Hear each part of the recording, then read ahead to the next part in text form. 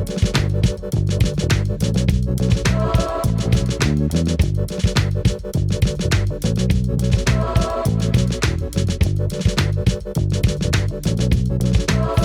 આપણે ફરાળી થાલીપીઠ બનાવવા જઈ રહ્યા છીએ, તો હાલો આપણે એની તૈયારી કરીએ. એક વાટકી સાબુદાણા મેં લીધા હતા, નાની વાટકી, એને પલાળીને રાખ્યા હતા. જો સાબુદાણા કેવા સરસ પલળી ગયા, આવા પલળવા જોઈએ. આ બે નાના બટાકા લીધા છે, એને બાફી અને એને મેશ કરી નાખ્યા છે. આ સિંગદાણા લીધા છે, એને મિક્સીમાં ક્રશ કરી નાખ્યા છે. આ લીલા ધાણા લીધા છે, એને મેં ઝીણા ઝીણા સમારી લીધા છે. આ આદુ અને મરચાંની પેસ્ટ છે. આ તપકીનો લોટ છે. સાબુદાણામાં આપણે બટેકા એમાં નાખશું.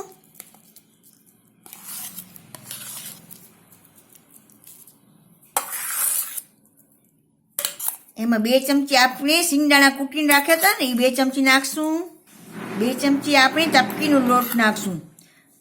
આ ફરાળી લોટ છે. આ આદુ અને મરચાંની પેસ્ટ છે, એ આપણે 1.5 ચમચી જેવી નાખી દઈશું. એમાં આપણે જરાક હળદર નાખશું.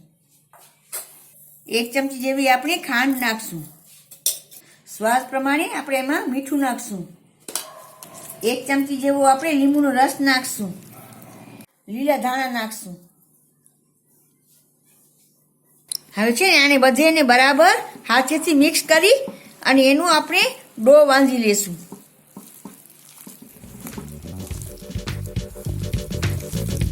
આ બધાને ભેગું કરી નાખશું આપણે.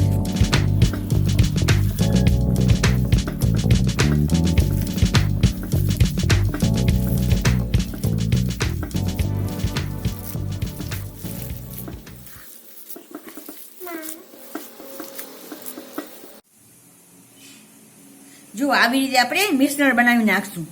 પછી હવે હાથ ઉપર તેલ લગાડી એને ગોળા બનાવી અને આપણે એને શેકશું. હાથ ઉપર તેલ લગાવી અને આ જો આ ગોળો વાળી નાખ્યો. હવે આ આપણે એક પ્લાસ્ટિક લેશું. પ્લાસ્ટિક ઉપર આવી રીતે હાથેથી એને દબાવી અને થેપી નાખશું.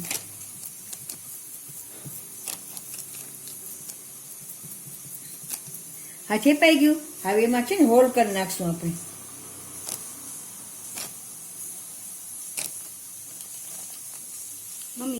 આપણે નોનસ્ટિક તવી લેશું. હવે જો આના પર આ છે થાલીપીઠ નાખશું. આપણે આજે ફરાળી થાલીપીઠ બનાવવા જઈ રહ્યા છીએ.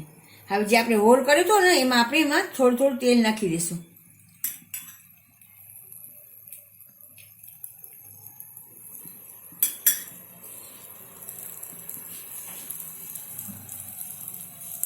એવી જ રીતે આપણે બીજો થાલીપીઠ બનાવી લઈએ. આ શું સાબુદાણા છે ને, એટલે બહુ ઝીણું નહીં થાય, મીડિયમ કરવાનું આપણને. આમાં વચમાં પછી હોલ કરી નાખવાનો.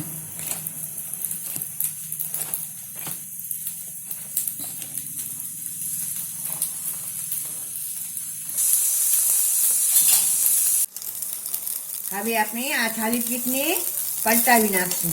ધીમે ધીમે પલટાવવાની.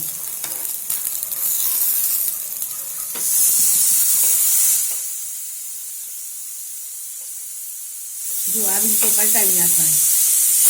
હવે આપણે થાલીપીઠને બીજી બાજુ પણ એવી રીતે શેકી લેશું. શેકાઈ ગઈ છે. હવે આપણે એને બહાર કાઢી લેશું. જો આવી શેકવાની. એવી જ રીતે આપણે બીજી થાલીપીઠ પણ શેકી લેશું. આ જે હોલ કર્યા હતા એમાં આપણે તેલ નાખી દઈશું, તો શું અંદરથી બરાબર રંધાઈ જાય.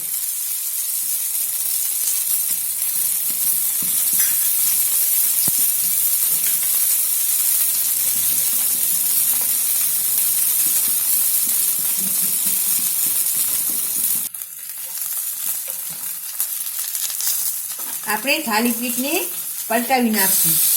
જો આવી ગોલ્ડન કલરની થાય ને એવી શેકી લેવાની બધી થાલીપીઠ. આપણને આવી ગોલ્ડન શેકવાની. આપણી થાલીપીઠ થઈ ગઈ છે, તો હવે પલટાવીને જોઈ લઈએ. જો થઈ ગઈ છે, હવે એને બહાર કાઢી લઈએ.